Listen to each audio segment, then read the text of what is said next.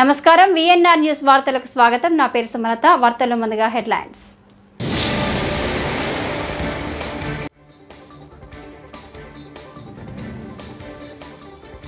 TTD laddu వ్యవహారానికి సంబంధించి supreme court విచారణలో వాస్తవాలు బయటకు వస్తున్నాయని మాజీ మంత్రి వెల్లంపల్లి శ్రీనివాస్.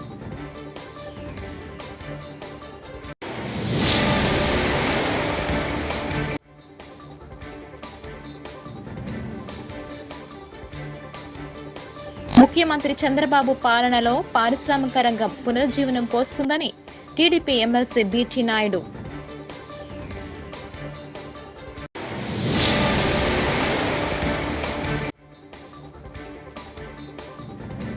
తిరుమల లడ్డూ వివాదంపై వైఎస్ఆర్సీపీ కోర్టుకు వెళ్లడంతో భయపడిన సీఎం చంద్రబాబు సిట్ వేశారని వైఎస్ఆర్సీపీ ప్రధాన కార్యదర్శి సజ్జల రామకృష్ణారెడ్డి.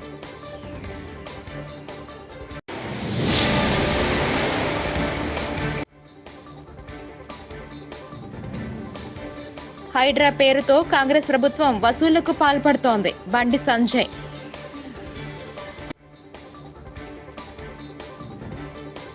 ఇక డీటెయిల్స్ చూస్తే టీటీడీ లడ్డు వ్యవహారానికి సంబంధించి సుప్రీంకోర్టు విచారణలో వాస్తవాలు బయటకు వస్తున్నాయని మాజీ మంత్రి వెల్లంపల్లి శ్రీనివాస్ అన్నారు. సోమవారం మీడియాతో మాట్లాడుతూ కోట్లాది మంది భక్తుల మనోభావాలు దెబ్బతీసే విధంగా ఆరోపణలు జరిగాయన్నారు.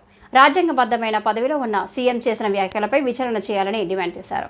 చంద్రబాబు తరపున న్యాయవాదులు ఆ నెయ్యి ట్యాంకర్లు వాడలేదని కోర్టులో చెప్పారన్నారు. శ్రీవారి భక్తులు కల్తీ ఆరోపణలు చేసినప్పటికీ నుంచి ఆవేదనగా ఉన్నారన్నారు. వెలువడినాయో ఒక వెంకటేశ్వర భక్తుడిగా నాలో ఉన్న ఆవేదన చాలా వరకు తగ్గిందని భావిస్తున్నాను. ఎందుకంటే ఇది దాదాపు కోట్లాది మంది భక్తుల యొక్క మనోభావాల్ని దెబ్బతీసే విధంగా గతంలో మనం చూసాం. కానీ ఈరోజు సుప్రీంకోర్టు విచారణలో చాలా వరకు వ్యాఖ్యలు బయటికి రావడం జరిగింది. ఏదైతే ఒక రాజ్యాంగబద్ధమైన పోస్టులో ఉన్న ముఖ్యమంత్రి ఏ విధంగా కల్తీ జరుగుతుంది అని చెప్పి సుప్రీంకోర్టు ప్రశ్నించడం కానివ్వండి, ఆ నెయ్యిని వాడినట్టుగా ఆధారాలు దొరకలేదని చెప్పడం కానివ్వండి, సుప్రీంకోర్టు తీర్పులో వచ్చిన ఇవన్నీ కూడా ఈరోజు విచారణలో వచ్చిన మాటలన్నీ కూడా. అదేవిధంగా ఏదైతే ఈ ప్రభుత్వం తరపున అంటే మన చంద్రబాబు ప్రభుత్వం తరపున వాదించిన అడ్వకేట్ కూడా ఆ ట్యాంకర్లు వాడలేదని చెప్పడం కానివ్వండి, పూర్తిగా కూడా చాలా వరకు భక్తుల మనోభావాలకి ఆవేదనకి గురి కాకుండా ఉండే విధంగా ఈరోజు సుప్రీంకోర్టు యొక్క వ్యాఖ్యలు చూస్తే అర్థమవుతుంది. దయచేసి నేను ఒక్కటే కోరుకునేది, కోట్లాది మంది భక్తులు గత కొద్ది రోజుల నుంచి చాలా ఆవేదనతో బాధపడిన పరిస్థితులు. ఎందుకంటే ప్రతి ఒక్కళ్ళు కూడా ఎలవేల్పుగా చూసుకునే వెంకటేశ్వర స్వామి గారి యొక్క ప్రసాదాన్ని కల్తీ జరిగిందని చెప్పని బాధపడే పరిస్థితి, చాలామంది భక్తులు బాధపడిన పరిస్థితి నేను దగ్గరుండి చూశాను. ఈరోజు సాక్ష్యాధారాలతో సహా సుప్రీంకోర్టులో అంటే ఇటు వైవి సుబ్బారెడ్డి గారు కానీ వేనేయండి, లేకపోతే సుబ్రహ్మణ్యం స్వామి గారు వేనేయండి, ఇతరులు చాలామంది కూడా దీని మీద సుప్రీంకోర్టులో విచారణకి కోరుకున్న పరిస్థితులు మనం చూసాం. కానీ ఒక ముఖ్యమంత్రి స్థాయిలో ఉన్న వ్యక్తులు ఇటువంటి ఆధారాలు లేకుండా మాట్లాడడం అనేది బాధ్యతారాహితంగా ఉన్నాయనేది మనకి ఈరోజు అర్థమవుతుంది. పూర్తిగా కూడా ఈరోజు సుప్రీంకోర్టు విచారణలో తెలిసింది ఆ బళ్ళు వాడలేదని చెప్పని. అదేవిధంగా ఒకవేళ మీకు ఆ యొక్క దీంట్లో తీర్పు వచ్చుంటే కానీ మన ల్యాబ్లో రిపోర్ట్ వచ్చుంటే రెండో ల్యాబ్కి ఎందుకు మీరు ఒపీనియన్ పంపలేదని చెప్పడం కానివ్వండి, ఎందుకు ఇన్నాళ్ళు గ్యాప్ ఇచ్చారు, జూలై 23వ తారీఖు జరిగితే సెప్టెంబర్ 18వ తారీఖు వరకు ఎందుకు మీరు దీన్ని గోప్యంగా ఉంచారు, అదేవిధంగా సిట్టు వేయాల్సిన అవసరం ఏంటి, ఇవన్నీ కూడా కోర్టు ప్రశ్నించింది. ఇవన్నీ కూడా అంటే భక్తులకు ఎన్నో అనుమానాలు ఉన్నాయి. అనుమానాల్ని తొలగించే విధంగా కోర్టే ఈరోజు సుప్రీంకోర్టే ఇవన్నీ ప్రశ్నించినందుకు ఒక వెంకటేశ్వర భక్తుడిగా ముఖ్యమంత్రి చంద్రబాబు పాలనలో పారిశ్రామిక రంగం పునర్జీవనం పోసుకుందని టీడీపీ ఎమ్మెల్సీ బీటీ నాయుడు తెలిపారు. సోమవారం మీడియాతో మాట్లాడుతూ వైసీపీ పాలన అన్ని రంగాలు భ్రష్టు పట్టుకుపోయాయన్నారు. జగన్ను కానీ వైసీపీ ప్రభుత్వాన్ని కానీ చూస్తే పారిపోయే పరిస్థితికి జనం వచ్చారన్నారు. యువత కూడా ఉద్యోగాలు లేక అనేక ఇబ్బందులు పడ్డారని చెప్పారు. పారిశ్రామిక రంగం అన్ని రకాలుగా ఇబ్బంది పడేది అంతా చూశారన్నారు. పారిశ్రామిక రంగాన్ని ఒకసారి చూసినట్లయితే జగన్ అంటే వైసీపీ ప్రభుత్వం అంటే అందరూ కూడా పారిపోయే పరిస్థితి మనం చూసాం.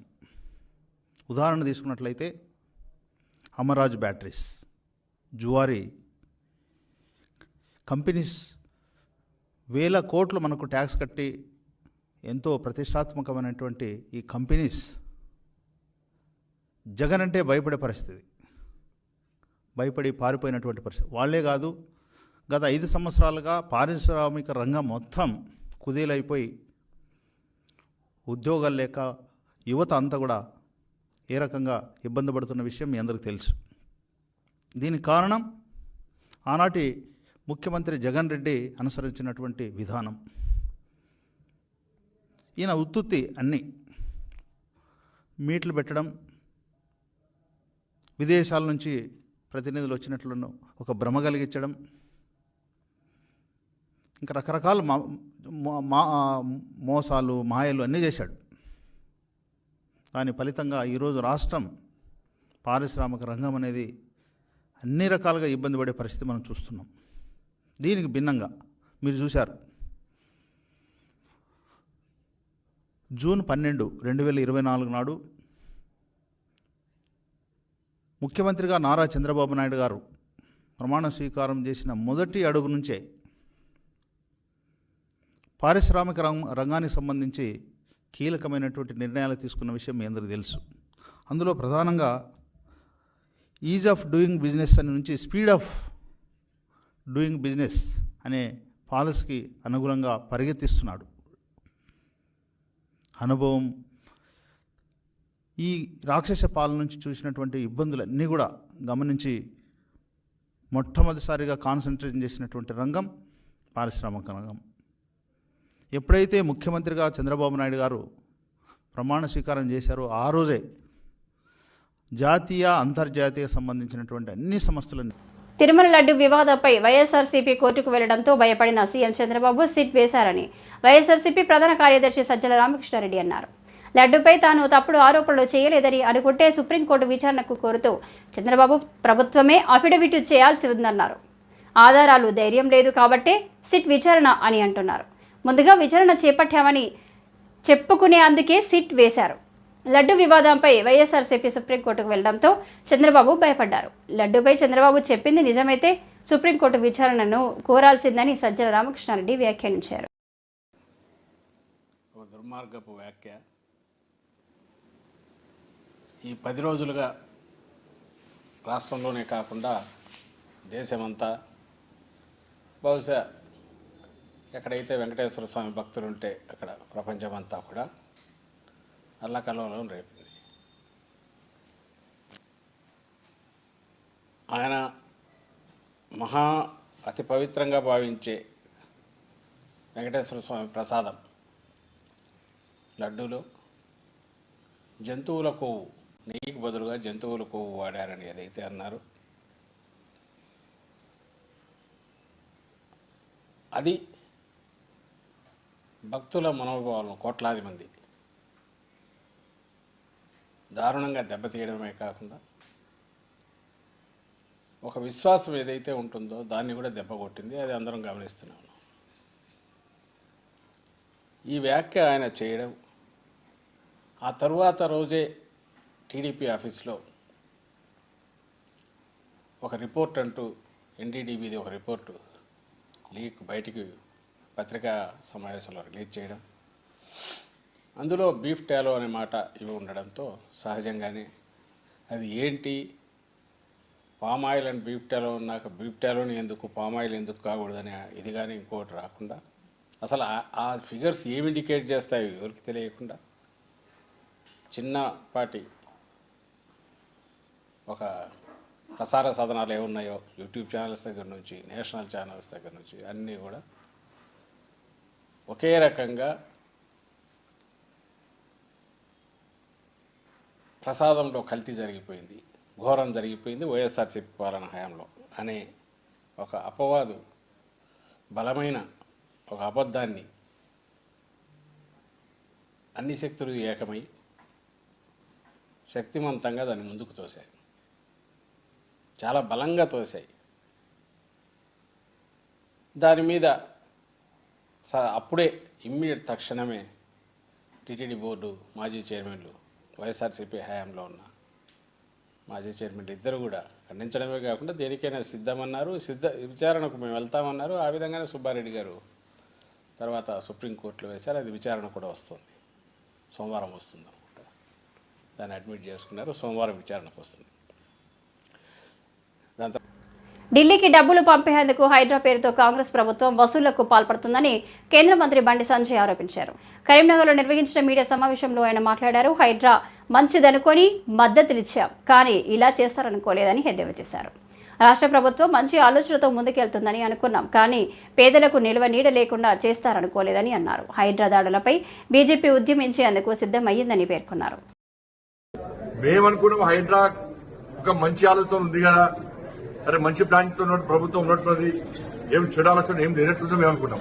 కానీ ఇంకా పేదలు ఉసురు పోసుకుంటారు, పేదలు పుట్టగొడతారు, పేదలకు నిల్వ నీడ లేకుండా చేస్తారని చెప్పి మేము ఎప్పుడు ఆలోచించాం. వాళ్ళంతా ఢిల్లీ నుంచి డైరెక్షన్. ఇలా రేపు మా పని చేస్తారు, బీఆర్ఎస్ పార్టీ అయ్యప్ప సొసైటీ పేరుతో కొన్ని కూర్చుని తర్వాత పైసలు తప్పి ఇలా హైడ్రా పేరుతో చేస్తారు. ఇలా మెల్లగా తిరిగి క్లోజ్ చేస్తారు. ఇక క్లోజ్ చేయాల్సిందే, మరి వట్టే క్లోజ్ చేయరు. పెద్ద పెద్ద వ్యక్తుల దగ్గర నుంచి మళ్ళీ కలెక్షన్ చేస్తారు. కలెక్షన్ చేసి మళ్ళా ఢిల్లీ పైసలు పంపాలి. ఢిల్లీ పైసలు పంపాలంటే హైడ్రా అయినా వీళ్ళకి పెద్ద ఆయుధం, ఢిల్లీ పైసలు పంపడానికి. ప్రముఖ తమిళ నటుడు కార్తీ విజయవాడ కనకదుర్గ అమ్మవారిని దర్శించుకున్నారు. ఆయన నటించిన సత్యం సుందరం చిత్ర ప్రచారంలో భాగంగా కార్తీ విజయవాడ వచ్చారు. చిత్ర బృందంలో కలిసి ఇంద్రకిలాద్రికి వచ్చిన కార్తీకి ఆలయ అధికారులు స్వాగతం పలికారు. అమ్మవారి దర్శనం అనంతరం పండితులు వేదాశీర్వచనం చేసి అమ్మవారి చిత్రపటం ప్రసాదం అందజేశారు. 2013లో ఓసారి దుర్గమ్మను దర్శించుకుని అందుకు వచ్చానని కార్తీ చెప్పారు. మళ్ళీ ఇప్పుడు కనకదుర్గమ్మ సన్నిధికి రావడం చాలా సంతోషంగా ఉందన్నారు. ప్రజలంతా సంతోషంగా ఉండాలని ఆకాంక్షించారు. సత్యం సుందరం చిత్రం మంచి ఆదరణ పొందుతుందని సంతోషం వ్యక్తం చేశారు.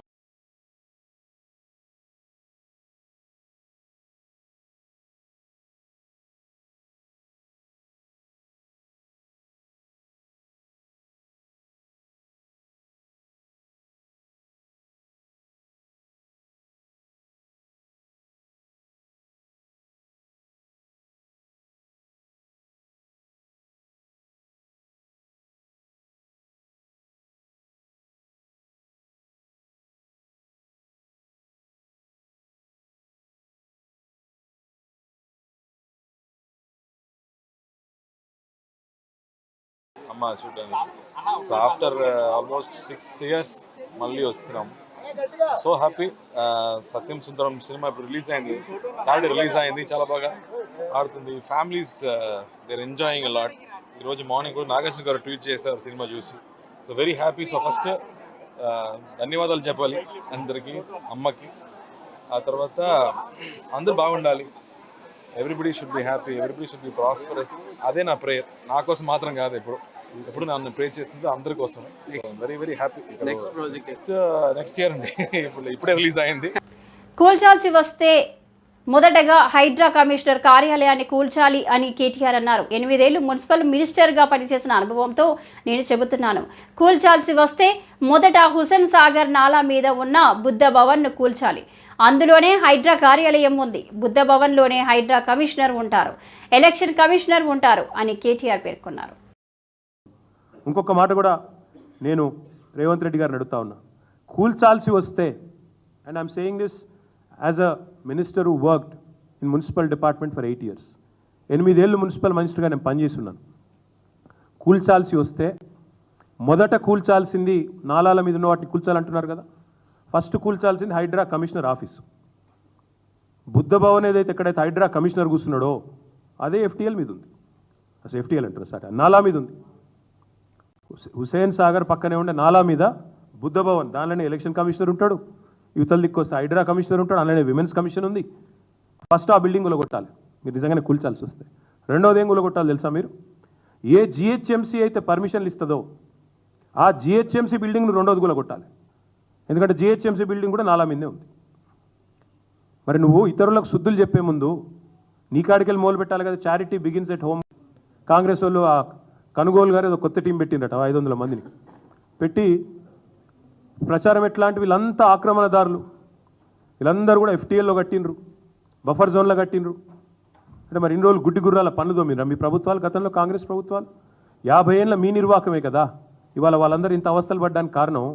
50 ఏళ్లలో ఎన్నడన్నా పట్టించుకున్నారు? ఇగో ఇది 2016లో మా ప్రభుత్వం వచ్చిన తర్వాత ఫస్ట్ టైం హైదరాబాద్లో చెరువులు, వాటి యొక్క ఎఫ్టీఎల్లు, వాటి బఫర్ జోన్లు డ్రా చేస్తూ ఫస్ట్ టైం ఒక జీవో ఇచ్చిన ప్రభుత్వం మా ప్రభుత్వం 2016లో.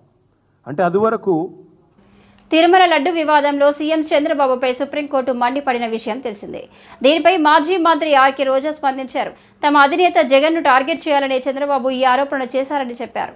ఈ వివాదంపై సిబిఐ విచారణకు సుప్రీంకోర్టు ఆదేశాలు ఇవ్వాలని కోరారు. చంద్రబాబు పరిధిలోని సిట్ దీనికి విచారణ జరిపితే నిజాలు బయటకు రావని అభిప్రాయపడ్డారు.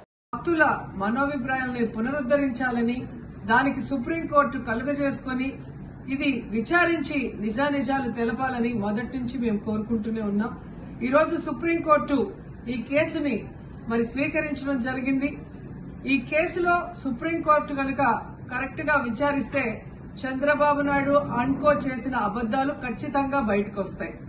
ఎందుకంటే మీరే చూశారు, చంద్రబాబు నాయుడు లాంటి వాళ్ళు ఒక సీఎం స్థాయిలో ఉండి తప్పు జరిగిందా లేదా అని విచారణ చేయకుండా, ఎటువంటి సాక్ష్యాధారాలు లేకుండా కేవలం జగన్మోహన్ రెడ్డి గారిని టార్గెట్ చేయాలి, ఆయన మీద నింద వేయాలి, ఆయన్ని హిందువులకి దూరం చేయాలన్న ఒక దురుద్దేశంతోనే ఈ యొక్క కామెంట్ చేశాడు అనేది స్పష్టం కాబోతుంది. ఎందుకంటే ఈరోజు సుప్రీంకోర్టు ఈ కేసు తీసుకునేంత వరకు, ఆ డేట్ అనౌన్స్ చేసేంత వరకు సిట్ వేయనే లేదు. అంటే ఉన్నత స్థాయి విచారణ ఎక్కొట్టాలి, ఉన్నత స్థాయి విచారణ జరిగితే తాను చెప్పిన అబద్దం బయటపడుతుందన్న భయంతో సిట్ ని హడావిడిగా ఏర్పాటు చేయడం మనం అందరం కూడా గమనించాలి. మొదటి నుంచి మాకు సిట్ మీద ఎందుకు నమ్మకం లేదు అంటే, తన పరిధిలో ఉన్న సిట్ ని చంద్రబాబు నాయుడు వేస్తే ఆల్రెడీ తను ఒక జడ్జిమెంట్ ఇచ్చేశాడు కాబట్టి దానికి లోబడే అధికారులు అబద్దాలు మాట్లాడతారు, నిజాలు చెప్పరు. ఎందుకంటే ఈరోజు సిట్ లో వేసిన అధికారి అడిషనల్ డీజీ, ఆయన కన్నా పెద్ద ర్యాంక్ లో ఉన్న టీటీడీ ఈఓ, ఐఏఎస్ ఆఫీసరు మొదట మాట్లాడిన స్టేట్మెంట్ కి చంద్రబాబు నాయుడు గారు అబద్దం చెప్పిన స్టేట్మెంట్ తర్వాత మాట్లాడిన దానికి తేడా చూస్తేనే ఈ సిట్ అనేది సిట్ అండ్ స్టాండ్ కి తప్ప దేనికి పనికిరాదనేది అర్థమైంది. అందుకే మేము మొదటి నుంచి అడిగాము, సుప్రీంకోర్టులో విచారణ జరగాలి, సిబిఐకి డైరెక్షన్ ఇచ్చి విచారిస్తే ఖచ్చితంగా మత కల్లోలాలు సృష్టించాలనుకున్న చంద్రబాబు నాయుడు అన్కో అందరికీ కూడా బుద్ధి చెప్పే అవకాశం దొరుకుతుందని. సో ఈరోజు విచారణ స్టార్ట్ అయింది. దీన్ని సిబిఐకి అప్పచెప్పి సిట్టింగ్ జడ్జి పర్యవేక్షణలో విచారణ జరిగితే ఖచ్చితంగా హిందువుల మనోభిప్రాయాల్ని గౌరవించిన వాళ్ళం అవుతాం, పునరుద్ధరించిన వాళ్ళం అవుతాం. లేకపోతే చంద్రబాబు నాయుడు బాపట్ల పట్టణంలో 2 టౌన్ పోలీస్ స్టేషన్ ఏర్పాటు చేయాలని బహుజన్ సమాజ్ పార్టీ నియోజకవర్గ ఇన్ఛార్జ్ గుదే రాజారావు పేర్కొన్నారు. సోమవారం కలెక్టరేట్ ఎదురు ఆయన మీడియాతో మాట్లాడారు. బాపట్ల రైలుపేట, ఎంఆర్ నగర్, ఉప్పరపాలెం, బేతనీయ కాలనీ తదితర 6 వార్డులు కలిపి 2 టౌన్ పోలీస్ స్టేషన్ ఏర్పాటు చేయాలని జిల్లా ఎస్పీకి వినతి పత్రం అందించినట్లు ఆయన పేర్కొన్నారు. జనాభా పెరుగుదల, శాంతి భద్రతల దృష్ట్యా అవసరమన్నారు. నమస్కారం అండి. ఈరోజు గౌరవ ఎస్పీ గారిని కలవడం జరిగింది.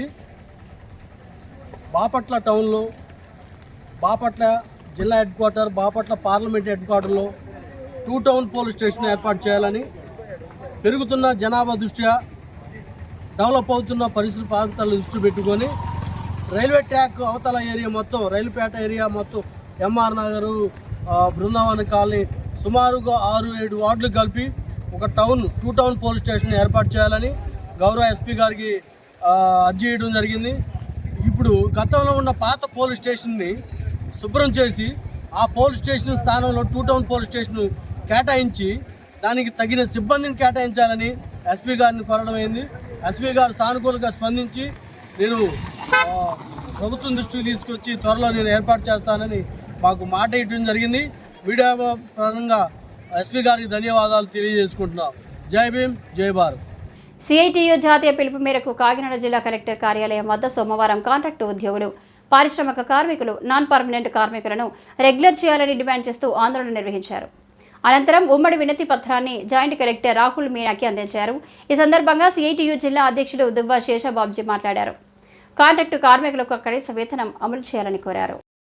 ఈరోజు కాకినాడ కలెక్టరేట్ ముందు సిఐటియు ఆధ్వర్యంలో కాంట్రాక్టు అవుట్సోర్సింగ్ ఉద్యోగులు పర్మనెంట్ చేయాలనేటువంటి డిమాండు, అలాగే పరిశ్రమల్లో పనిచేసే కార్మికులకి కనీస వేతనం 26,000 చెల్లించాలి, భద్రతా సౌకర్యాలు కల్పించాలని, అలాగే పంచాయతీ నాన్ పర్మనెంట్ కార్మికులందరినీ రెగ్యులర్ చేయాలని చెప్పి డిమాండ్ చేస్తూ దేశవ్యాప్తంగా సిఐటి ఇచ్చిన పిలుపుని కాకినాడ జిల్లాలో అమలు చేయడం జరుగుతుంది.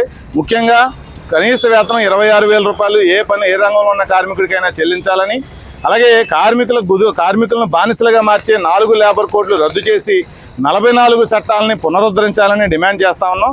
అలాగే కార్మిక సంఘాలు ఏవైతే డిమాండ్ చేస్తున్నటువంటి 14 ఏళ్ల నుంచి డిమాండ్లు చేస్తున్న ఏ ఒక్క డిమాండ్ని కూడా మోడీ ప్రభుత్వం కానీ ఇక్కడ ఉన్నటువంటి రాష్ట్ర ప్రభుత్వాలు కానీ పరిష్కారం చేయలేదు. ఎప్పటికప్పుడు కాంట్రాక్ట్ వర్కర్లని మోసం చేస్తూనే ఉన్నాయి. ఐడి యాక్ట్ ప్రకారం 240 రోజులు పని దినాలు పూర్తి చేసుకున్న కార్మికుడిని రెగ్యులర్ చేయాలి, ఉద్యోగిని రెగ్యులర్ చేయాలని చెప్తున్నా కానీ సుప్రీంకోర్టు తీర్పు ప్రకారం సమాన పనికి సమాన వేతనం ఇవ్వాలని చెప్పి తీర్పులు ఉన్నా కానీ రాష్ట్ర ప్రభుత్వం కానీ కేంద్ర ప్రభుత్వం కానీ ఈ చట్టాలను తొంగలో తొక్కేటువంటి పని చేస్తున్నా. దీంతో కాంట్రాక్టర్లు కార్మికులను దోపిడీ. కాణిపాకం శ్రీ వరసిద్ధి వినాయక స్వామి ఆలయంలో నిర్వహించిన శ్రీ లక్ష్మీ గణపతి హోమంలో 43 మంది విదేశీ భక్తులు పాల్గొన్నారు. రష్యా, జర్మనీ, కెనడా దేశాలకు చెందిన పలువురు విఘ్నేశ్వరుని దర్శించుకున్నారు. వీరందరికీ ఆలయ అధికారులు ప్రత్యేక దర్శన ఏర్పాట్లు చేశారు. దర్శనానంతరం వారు మాట్లాడుతూ భారత్కు రావడమే గొప్ప అదృష్టంగా భావిస్తున్నామన్నారు.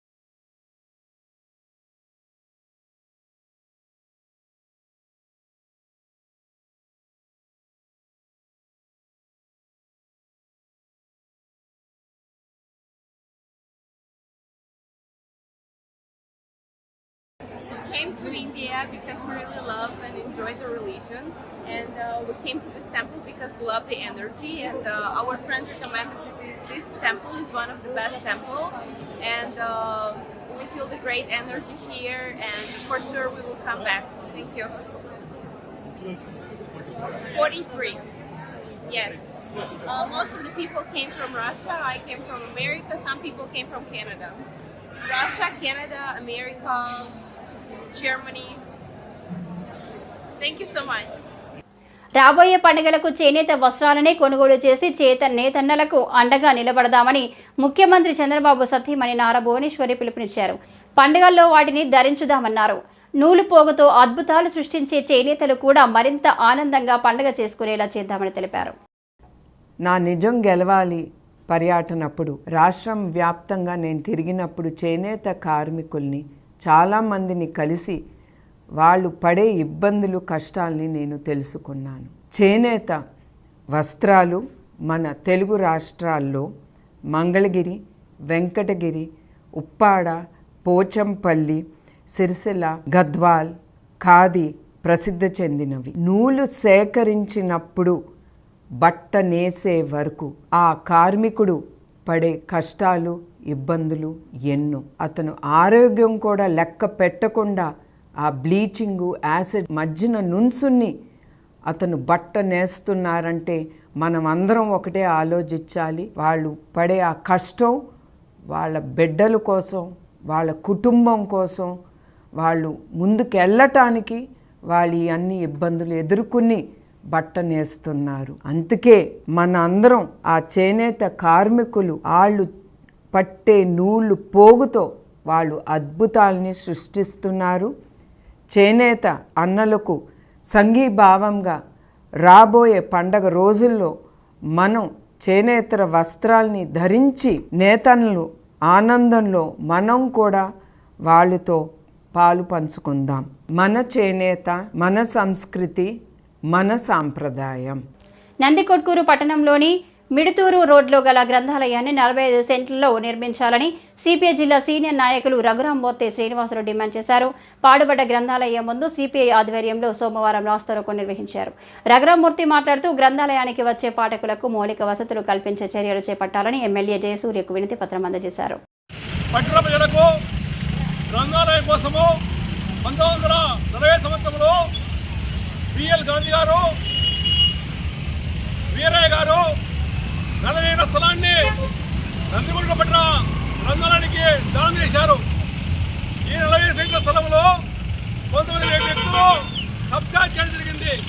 ఈ కబ్జా పైన గ్రంథాలయ వారు జిల్లా కోర్టుకు ఆశ్రయించారు. ఈ కోర్టులో 2022లో ప్రభుత్వము కబ్జా చేసినటువంటి స్థలాన్ని తిరిగి తీసుకోవాలని చెప్పి జడ్జిమెంట్ ఇవ్వడం జరిగింది.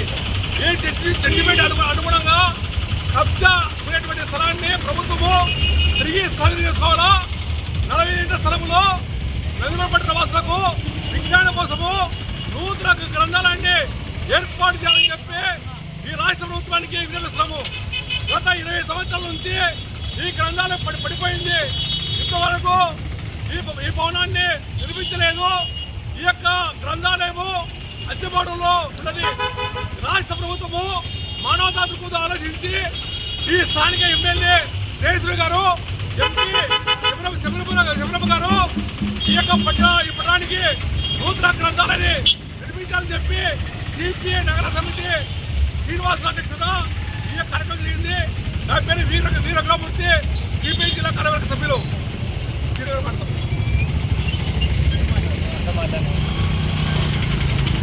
ఈ వార్తలు ఇంతటితో సమాప్తం. నమస్కారం.